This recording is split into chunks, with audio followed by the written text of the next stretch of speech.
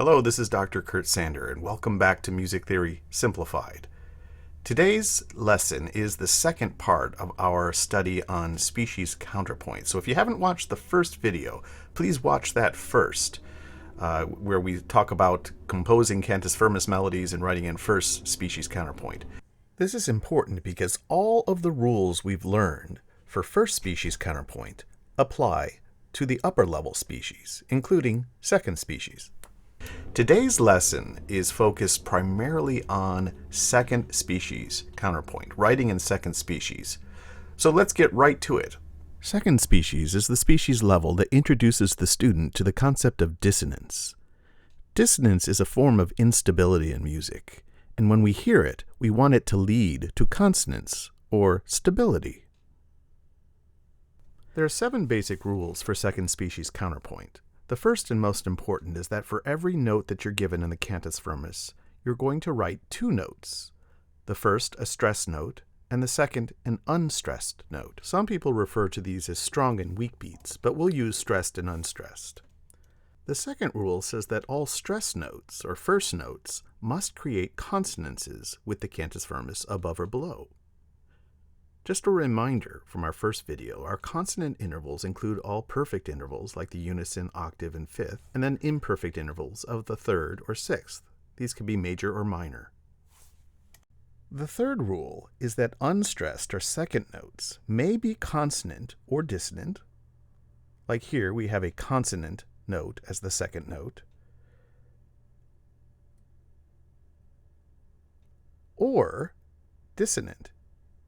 Here we have the second note, which is a fourth, considered a dissonance. When we write a dissonance, we want to be sure to put a square around the number so we can keep track of it. The fourth rule is that if that second note or the unstressed note is dissonant, it must be approached and left by step. Here we have the dissonance of a fourth. Notice how it's approached and left by step. This is perfectly acceptable. Here we have another fourth dissonance, and it's approached by step, but left by leap, the leap of a third. This is considered wrong. Just to remind you, the dissonant intervals are fourths, diminished fifths, augmented fourths, and any kind of second or seventh. For our fifth rule, we have to look at the beginning of a second species exercise. This helps make the 2 lines sound independent. Rule number 6 says that you can end the same way you did with first species, or you can carefully end in second species. Now, why do I say carefully? Well, let's look at this example here. Just like in first species, we want to end stepwise to the tonic in both directions. And in a major key, it's not hard to keep the second species rules in terms of consonance and dissonance. But that same ending in E minor gives us a problem. Remember, when we raise the leading tone, that puts an augmented second between the 6th and 7th scale degree, between the C and D sharp. This leads to an attempt to fix the problem by bringing it up to an E, and that only creates a different problem, a 7th dissonant on the stressed note. So the only way to really avoid that is by using the ascending melodic minor and changing that 6th scale degree, or the C, to a C sharp. Because endings like these can be so tricky, it's often permissible to break the second species pattern just for the ending and revert back to first species. In such cases, you'll choose either ending A or ending B. We covered these in the first video. Before we go any further, let's take a listen to this second species in E major with the counterpoint above the cantus firmus.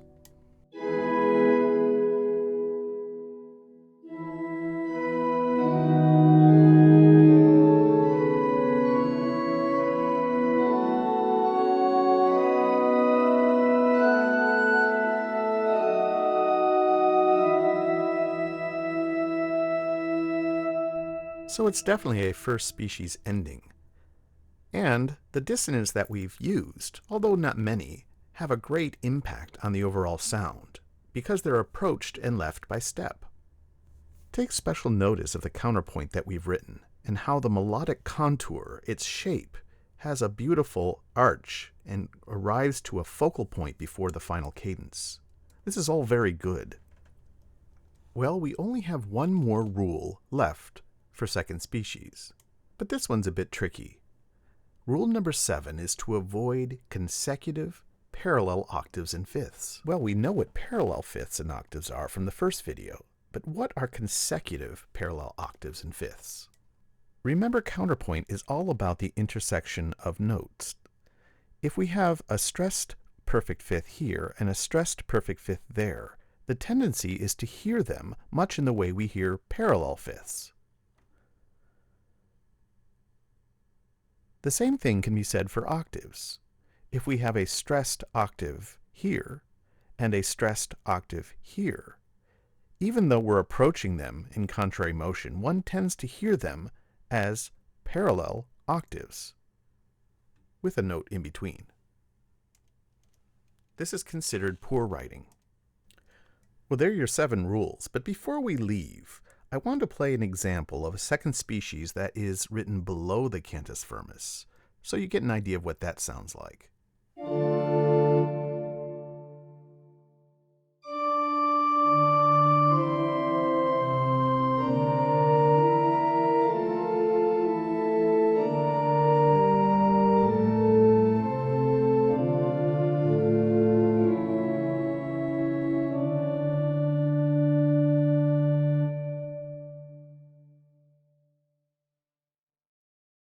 Note that our rules do not change. We begin an octave below the cantus firmus. All of our dissonances are approached and left by step, and we end stepwise to the tonic. One final thing before we go. I want you to be able to find errors in a second species counterpoint, just like we did in the first video. This second species has a total of 5 errors. We're first going to play it, and then push pause to see if you can find all 5.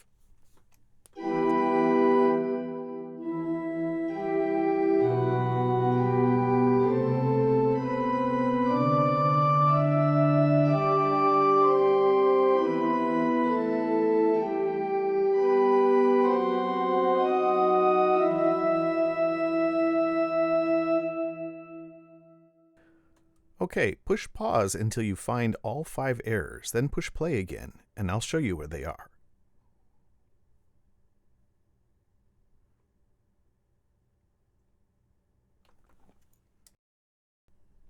Alright, let me show you where they are. The first is the very beginning. Remember, we should only begin with an octave or a fifth above the cantus firmus. The second, we have a dissonance that's not left by step. Third, we have consecutive parallel fifths. Fourth, we have a dissonance on the stressed note, F sharp to C. And then finally an augmented second, melodic augmented second from the C to the D sharp. Did you find them all? The key to spotting errors is memorizing the rules and knowing them like the back of your hand. If you have to, push pause and see if you can find any errors you missed.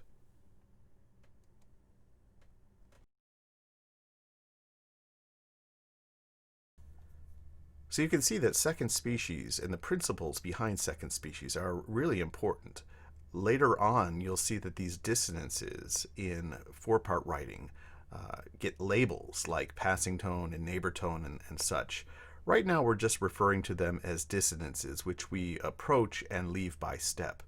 So as you check your work, make sure that you put a square around your dissonances so that you can go back and look to make sure to the left and to the right that you have approached and left these dissonances by step. So that's the time that we have allotted to this study today. As always, writing counterpoint more than anything else requires you to keep it simple.